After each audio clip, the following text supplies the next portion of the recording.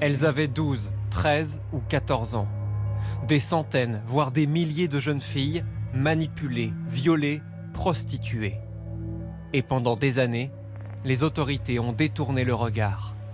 En Angleterre, le scandale des grooming gangs, des groupes de proxénètes majoritairement pakistanais, continue de révéler l'ampleur d'un système qui a laissé faire. Dans le nord de l'Angleterre, les nuits de Fiona Goddard sont toujours hantées par le même cauchemar. Je suis dans une pièce, je me fais violer. Autour de moi, des policiers et des travailleurs sociaux boivent du thé en bavardant. C'est un bon résumé de ce que j'ai vécu. Tout le monde savait, mais personne n'a rien fait. Tout débute alors que Fiona n'a que 13 ans et vit dans ce foyer pour enfants. Elle fugue avec une amie et commence à fréquenter des hommes de 25 ans qui leur donnent de la drogue et de l'alcool. Une fois que nous étions drogués, ces hommes profitaient de nous. Il y en a eu une cinquantaine en tout. Un jour, alors que l'un d'eux me forçait à avoir une relation sexuelle, j'ai pris la fuite et j'ai appelé la police. Ils m'ont répondu qu'ils n'étaient pas un service de taxi, que j'étais une jeune prostituée, que j'avais fait un choix de vie et que je devais en assumer les conséquences. Malgré les alertes de l'adolescente, ni la police ni les services sociaux n'interviennent. Pendant 5 ans, une trentaine d'autres filles sont exploitées selon elle. C'est quand Fiona Goddard dénonce les faits dans les médias qu'une enquête est finalement ouverte. 9 hommes seront condamnés jusqu'à 20 ans de prison.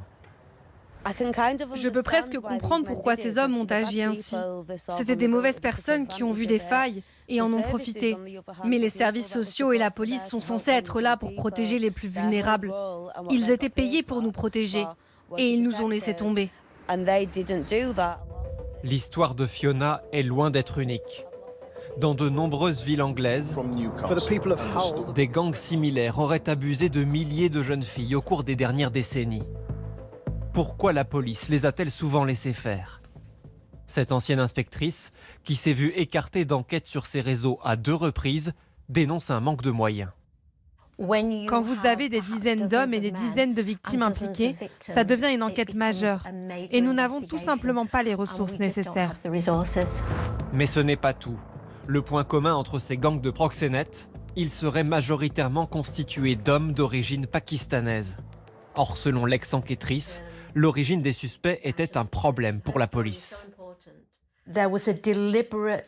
Il y a eu une volonté délibérée de minimiser l'ampleur de ces crimes. Car il y avait une peur d'alimenter des mouvements racistes, islamophobes et des émeutes.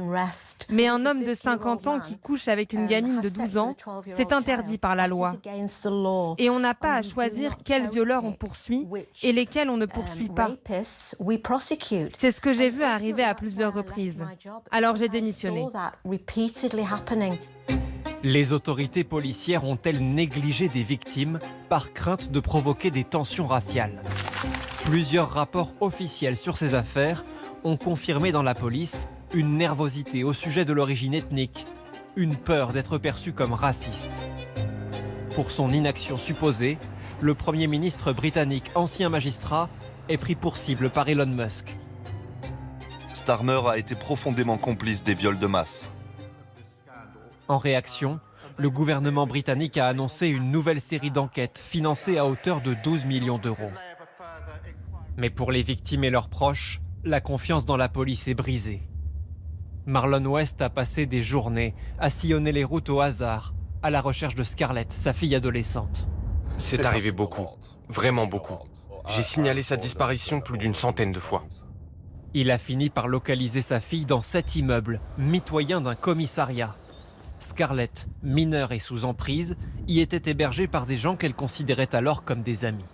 Il la prostituait dans cette propriété. J'ai vu des tas d'hommes aller et venir en pleine nuit. Plein de fois, j'ai tambouriné à la porte pour qu'ils me laissent entrer. Je n'ai eu aucun soutien de la police alors qu'ils sont juste à côté. Il dit s'être retrouvé seul face à des individus dangereux qui lui envoyaient des menaces explicites. À force d'intimidation, comme cet homme cagoulé qui se rend chez lui en pleine nuit, ce père célibataire a dû déménager. Aujourd'hui, Scarlett est hors de danger. Mais les proxénètes et agresseurs présumés sont en liberté et le resteront probablement. Les policiers l'ont qualifiée de sale traînée quand elle s'est tournée vers eux. Donc non, je ne pense pas qu'elle coopérera de nouveau avec la police. Ce qui est regrettable. Parce que moi, en tant que père, je veux voir ces agresseurs en prison. Comme Scarlett, combien de victimes restent sous les radars? En Angleterre, les grooming gangs sont un trou noir statistique et une poudrière politique.